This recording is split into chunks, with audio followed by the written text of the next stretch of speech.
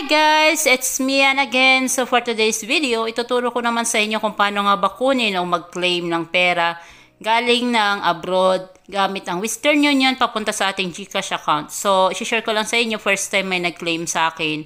Medyo na duda ako nung una, pero dahil first time, so trinay natin. Nag-send lang yung kapitbahay natin ng tracking number and then in-instruct niya lang kung ano ang kailangan gawin. Kasi daw wala daw doon GCash to GCash, kaya yun ang ginawa niya. So, dahil tamang-tama wala tayong may content, ayun, tuwan-tuwa ako kasi nagkaroon tayo ng content para sa araw na ito. Guys, tulungan niyo po ako mag-isip ng mga videos. Pwede nating i-search or may mga katanungan kayo na gustong itanong, comment lang po kayo. At kapag nagustuhan niyo po ang video na ito, pakihit naman po ang like and then subscribe. At kung gusto niyo pa na maraming tutorial videos, nasa description box po yung ating mga link. Enjoy watching, guys! Punta tayo sa ating GCash account and then click Cash In. And then, hanapin natin yung Western Union. Then, click. Click again. Ayan. Lalabas dyan kung magkano expected amount ng perang kukunin natin. Then, yung MTCN number or yung tracking number, 10 digits yon. At kung saan ka ipinanganak. So, sagutan muna natin yung mga informations na kailangan.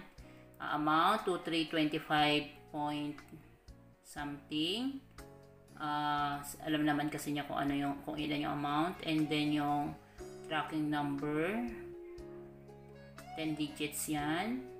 Review mabuti, and then kung saan ka ipinanganak, so Philippines, and then next. So tulad ng mga transactions sa GCash, tatanungin niya kung correct yung mga details na in-enter mo bago ka mag-click ng confirm para sigurado talaga na tama yung mga detalye, kasi mahirap na kung mali. So, andyan yung sender's name kung sino nagpadala, and then kung okay na, click confirm.